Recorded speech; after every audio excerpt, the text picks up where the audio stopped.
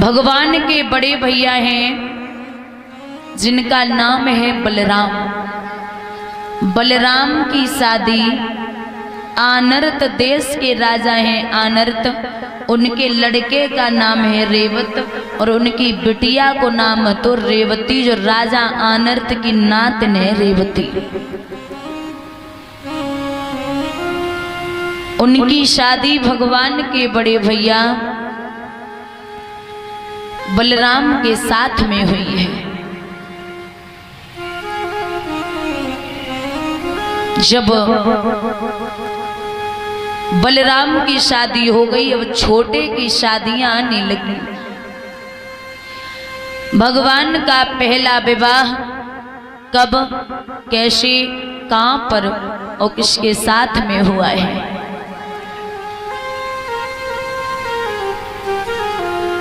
कुंदनपुर के रहने वाले हैं राजा भीष्मक। इनके लड़कों में एक बिटिया है बड़ी छोटी सी, जिसका नाम नारद बाबा ने रुक्मणी रखा। बहुत सुंदर है, जिसे देख करके चंद्रमा भी शर्मा जाए, बहुत प्यारी है।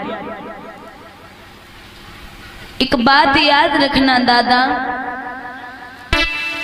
घर में बेटी जवान है और बाप सुख की नींद सो रहा है तो वो नरक का भागी होता है। हम ये नहीं कहते कि जल्दी से जल्दी हाथ पीले कर दो। ये विद्वान और संत कहते हैं कि बेटी अगर घर में शादी के योग्य है तो उस बाप को चिंता होनी चाहिए कि मेरे घर में कुंवारी कन्या है, उसके मुझे हाथ भी पीले करने हैं। और ऐसे घर में बेटी की शादी करो जिसका आपने उसे कम सुख दे पाया हो, लेकिन वो ससुराल में जाकर के आपको याद तो करे, लेकिन उस तरीके से याद ना करे ताकि उसे वहां कष्ट मिल सके। हर पिता चाहता है कि मेरी लाड़ो ससुराल में जाकर के प्यार से रहे, खुशियां बांटे।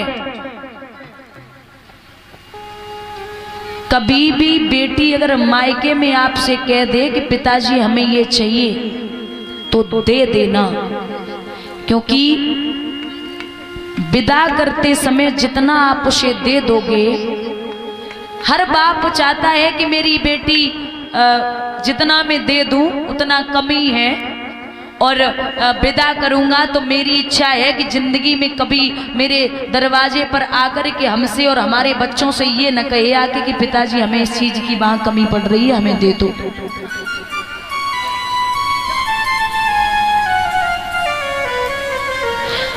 अगर वो आपके दामाद यानी कि आपके समधी और समधिन को अपना माँ बाप समझती है तो आपके दामाद का वो फर्ज है कि आपको अपना माँ बाप समझे।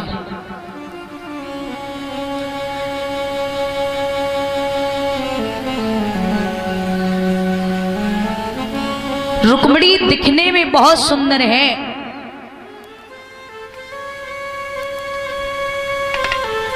छुपा छुपी का खेल खेल रही है तो रुक्मणी की सखियां कहती बहना खेल में आनंद ना आवे, क्यों? तू दिखने में बहुत सुंदर है। तो जवाब दो है रुक्मणी ने कि हे आली, ये तो मैंने माना दीदी सुंदरता भरपूर है, और ये तो मेहमान राम की जम हमरा क्या कसूर है।